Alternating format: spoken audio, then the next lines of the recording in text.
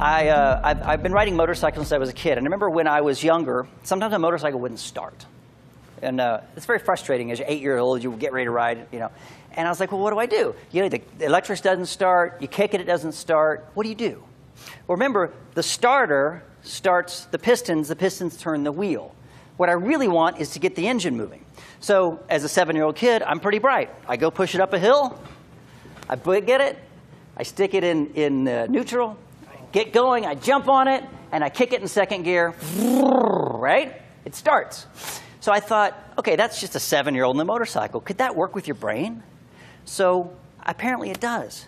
Because in almost all spinal injuries, you'll see them month after month moving the legs, moving the arms, hoping that for some magical way, there'll be a recommunication happen with the brain.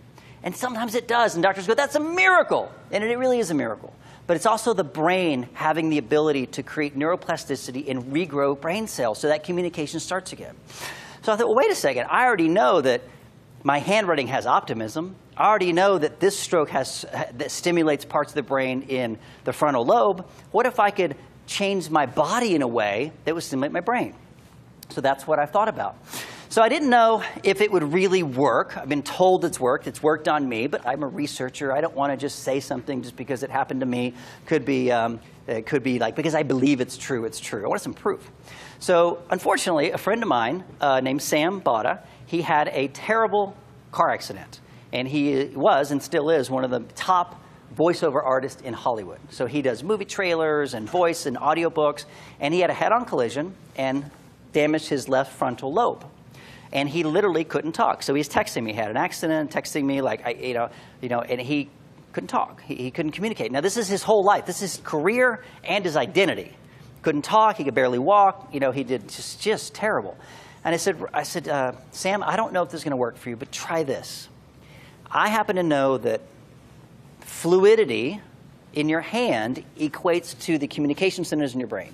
If you would just take a pen and do these fluid strokes every day for 4, 5, 6 minutes, an hour if you can. He goes, I can't do that. It's really hard. I know. He goes, I can't even write. I lost my ability to write. But I knew that he had the ability to write. His hands remembered how to write, and he had the ability to speak, but it wasn't communicating. So between some really great nutrition and 30 days of making these figure eights, he told me 80% of his ability to talk came back.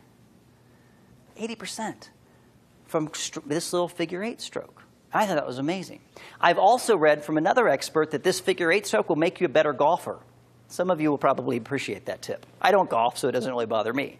But it has something to do with the certain part of the brain that is communication in fluidity. This is the stroke that Sam did. Simply making figure eights on a piece of paper can help you speak better. If you're a public speaker, if you're a writer, if you're a singer, this stroke alone will stimulate this region of the brain and help you become more fluid. Why? Because you're literally creating new neural pathways.